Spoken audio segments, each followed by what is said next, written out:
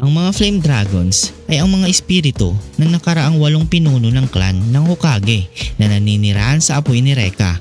Bawat dragon ay may mga espesyal na kakayahan at kapangyarihan na sinusupin ni Reka kapag kinikilala siya ng dragon na iyon. Kapag ginamit ang mga ito, lumilikha sila ng mga kakaibang anyo ng apoy ni Reka. Kayang tawagin ni Reka ang higit sa isa pang dragon ng sabay-sabay, lumilikha ng iba't ibang kombinasyon. Upang tawagin ng isang dragon, kailangan ni Reka isulat ang mga pangalan ng mga dragon.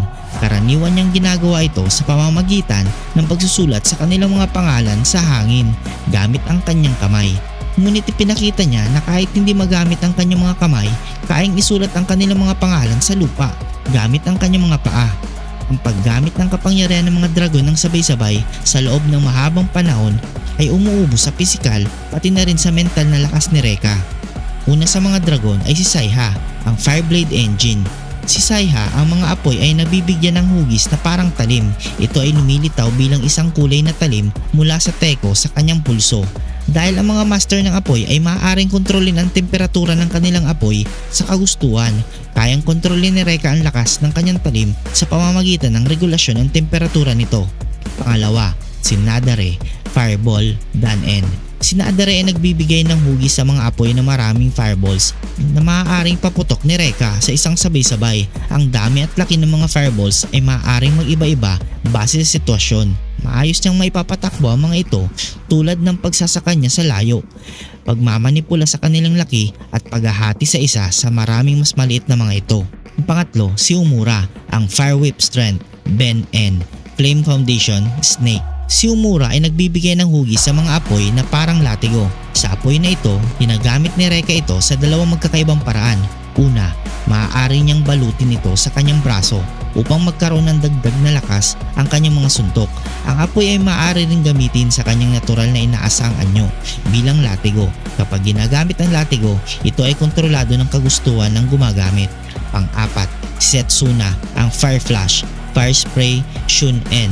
Si Setsuna ay nagbibigay ng hugis sa apoy na parang isang biglang liwanag. Sa sandaling bumukas ito, ang kanyang mata sa gitna ng kanyang muka, ang lahat ng mga tumitingin dito ay sinusunog ng biglang liwanag sa kanilang lokasyon. Kayang kontrolin ni Reka ang temperatura ng mga apoy upang makatulong sa pagkontrol sa dami ng pinsala na natatanggap ng mga sumisilip sa mata. Panglima, si Madoka, ang Fire Barrier, KKN Flame Foundation Turtle. Si Madoka ay nagbibigay ng hugis sa apoy na hindi mapasok ng mga harang. Ang kalikasan ng apoy ay patag dahil upang lumilikha ng harang, kailangan niyang kumonekta sa pagitan ng maraming fireballs. Ang 4 na fireballs ay maaaring mag-produce ng isang parisukat na harang. Ang pang-anim, si Rui, ang Fire Illusion, Gen-en. Si Rui ay may kakayahan sa apoy ng ilusyon na walang anyo. Sa apoy na ito, kaya siyang i-shape ng apoy ni Reka sa anumang bagay. Ano man ang maisip ni Reka, maging tao o bagay, maaaring kunan ng hugis at anyo ng apoy. Sa uli, ang mga ito pa rin ay ang mga bagay na gawa sa apoy. At kapag inilabas ang mga anyo ng ilusyon, ang mga apoy na kanilang ginawa ay maaaring ipatutok sa kalaban. Ang pampito, si Koku, ang Fire Beam, Hado-en.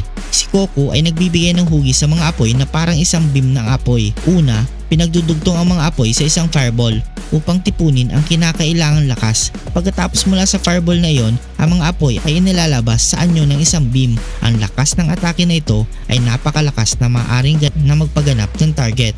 At ang panguli, si Reshin, nagbabago ng mga patay na kaluluwa sa nabubuhay na apoy, Flame Foundation Phoenix. Ang dragon na ito ay maaring lusubin ng kanyang kalaban at maging bahagi ng apoy ni Reka. Ang kanilang kaluluwa o ganap na wasakin ng kaluluwa.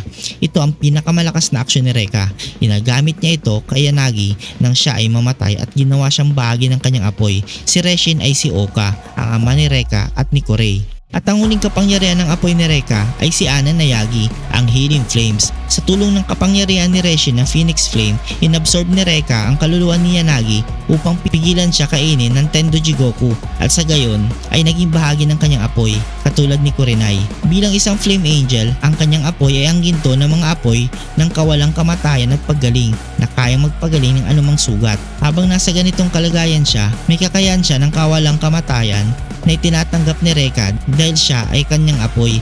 Sa pag-aari ng kapangyarihan ng kawalang kamatayan, kaya rin niyang alisin ito habang inaagapan ang mga kaluluwang inaabsorb ng Tendoji Goku na pinalaya ang mga ito at pinalaganap ang Tendoji Goku. Kaya naman maaari itong ituring na pinakamalakas na atake ni Rekka dahil maaari itong payagan siyang talunin o patayin ang isang immortal na nilalang. Gayunpaman sa pagkatalo ng Tendoji Goku, inilabas si Nilagi bilang isang normal na tao. Kung nagustuhan mo ang video ito, huwag niyong kalimutan mag-like, subscribe at hit ang notification bell button para updated kayo palagi sa ating video. Maraming salamat.